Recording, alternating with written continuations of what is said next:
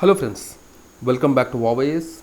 Welcome to the important questions discussion from Vision IAS mains test series.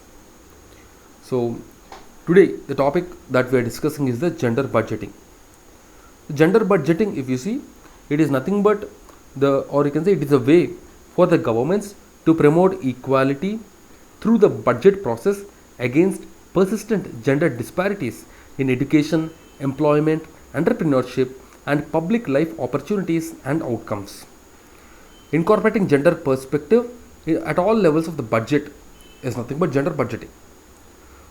So the objectives is basically to promote accountability and transparency in the fiscal planning, to increase gender sensitive, gender responsive participation in the budgetary process, example involving women in the preparation of the budget and also allocating according to their own needs, also to advance gender equality and women's rights. The government of India has introduced the general budget statement in 2005-2006, but there are various challenges with regarding to the implementation of this gender budgeting. Challenges, if you see, the gender budget is, if you see, especially in India, it's less than 1% of the GDP. Example, gender budget was 0.7% of GDP in 2008-9, from 2008-9 to 2019-20. Though the GDP is increasing, but the percentage remains almost same, less than 1%. Over the last 4 decades, 4 ministries, rural development, education, health, women and child development, they got somewhere between 85 to 90% of gender budget expenditure. So there is concentration of funds in few sectors as opposed to other ones. Also, methodological inaccuracies in the gender budgeting scheme was there. No accountability for the impact assessment. So what is the impact that this gender budget is bringing? How women development is happening? So this impact assessment is something that is not happening. There is a lack of political will to support transforming traditional budget.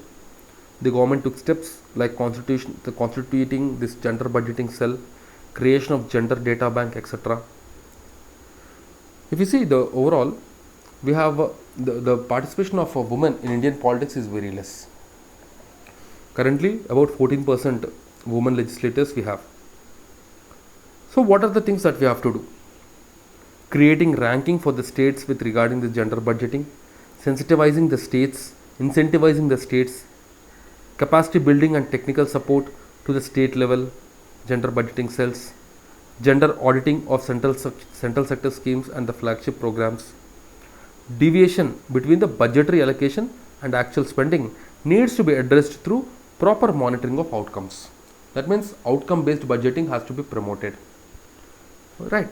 So these are the various steps that can be taken. So if such steps are taken, this will ensure greater inclusivity and this will ensure greater spending on women's specific needs, which will reap the benefits of equality, which is also in the SDG goals. Like this we can end the answer. Okay. So that's it guys for the day. Tomorrow we will meet with a new question and a new topic. Till then, keep studying and stay tuned. Jai Hind.